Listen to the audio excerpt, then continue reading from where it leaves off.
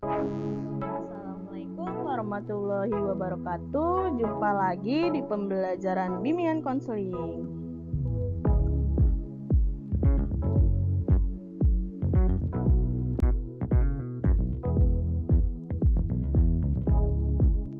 Semoga hari ini kalian tetap semangat ya, meskipun kita tidak bertemu secara langsung. Dan semoga pandemi ini segera berlalu.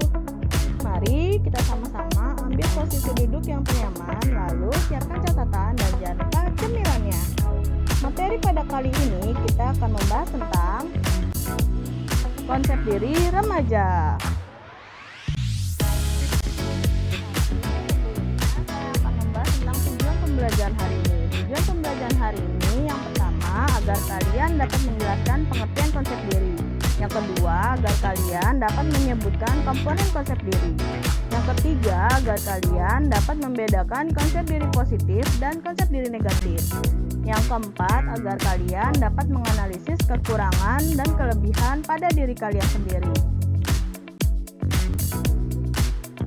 Itu apa sih? Para ahli psikologi dan komunikasi memberikan rumusan tentang konsep diri sebagai berikut. Menurut RHDJ Sinurat, konsep diri adalah gambaran, pandangan, keyakinan, dan penghargaan atau perasaan seseorang tentang dirinya sendiri. Menurut Burns, konsep diri adalah penghargaan diri, nilai diri, atau penerimaan diri. Dan menurut Mulyana, konsep diri adalah pandangan individu mengenai siapa diri individu tersebut yang diperoleh lewat informasi yang diberikan oleh orang lain.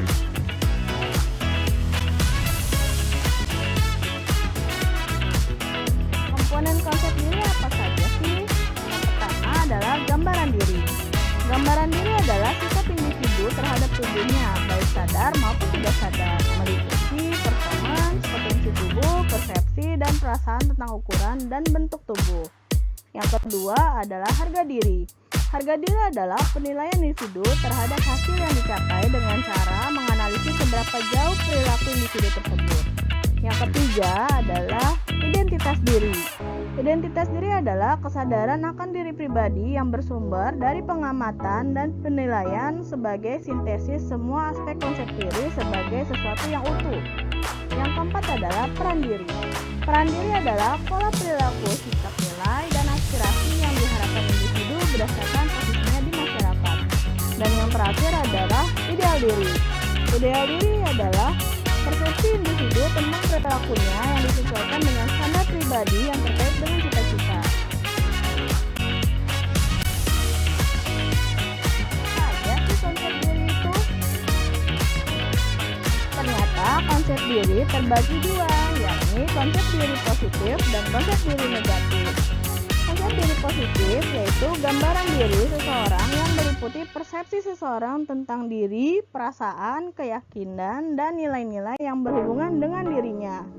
Yang kedua, konsep diri negatif, yaitu konsep yang tidak baik dari kekecewaan.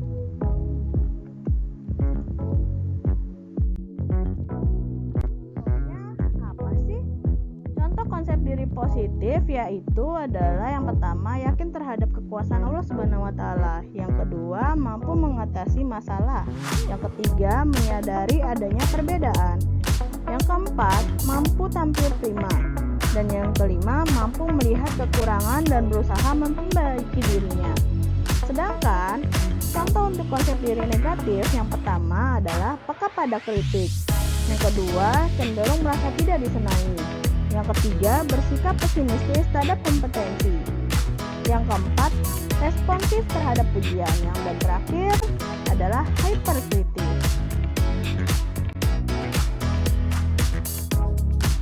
Yuk kenali konsep diri kalian.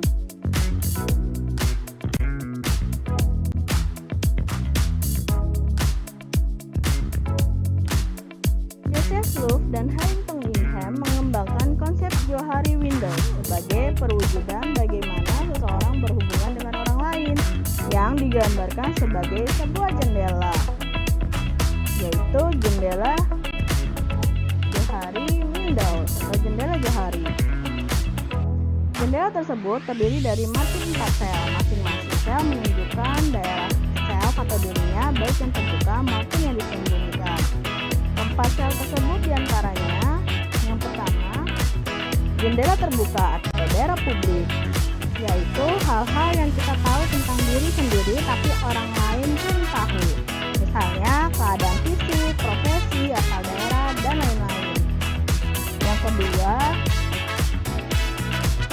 jendela buta, yaitu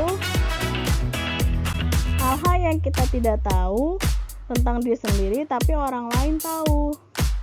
Contohnya adalah hal-hal yang bernilai positif dan negatif pada kepribadian kita. Yang ketiga adalah jendela tertutup atau daerah tersembunyi, yaitu hal-hal mengenai diri kita yang kita tahu tapi orang lain tidak tahu. Contohnya, isi perasaan, pendapat, kebiasaan tidur, dan lain-lain. Dan yang terakhir adalah jendela gelap atau yang disebut daerah yang tidak disadari, yaitu hal-hal yang mengenai diri kita tapi kita sendiri maupun orang lain tidak tahu. Ini adalah wilayah misteri dalam kehidupan. Bagaimana cara kita agar bisa membuka jendela selebar mungkin? Ada beberapa cara untuk kita agar bisa membuka jendela itu selebar mungkin. Yang pertama, cobalah untuk selalu terbuka kepada orang lain dan jangan menjadi orang yang munafik dengan berlagak diri kita itu perfect. Dengan adanya keterbukaan, maka teman-teman kita pun akan bisa terbuka kepada kita. Yang kedua, bersikaplah apa adanya, karena dengan sikap kita yang natural tanpa dibuat-buat, maka kita akan mulai bisa menjadi diri kita sendiri. Yang ketiga, mau menerima saran maupun kritik dari orang lain. Kritikan negatif akan membuat kita semakin baik. Dan yang terakhir adalah, cobalah untuk berteman dengan siapa saja. Jangan hanya pada satu komunitas saja, selama itu membawa dampak yang positif.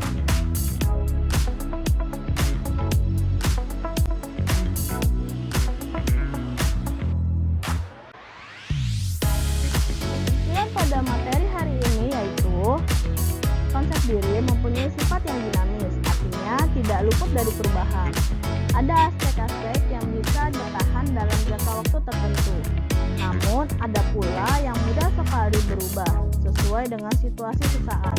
Misalnya, seseorang merasa dirinya pandai dan selalu berhasil mendapatkan nilai baik. Namun, suatu ketika dia mendapat angka merah. Bisa saja saat itu ia jadi merasa bodoh. Namun, karena keyakinannya yang positif, ia berusaha memperbaiki nilainya. Terima kasih sudah menyimak dan belajar bersama hari ini. Semoga kalian dapat mengambil pembelajaran yang bisa diterapkan dalam kehidupan sehari-hari. Jangan lupa belajar dan tetap semangat meskipun kita tidak bertemu secara langsung. Saya ucapkan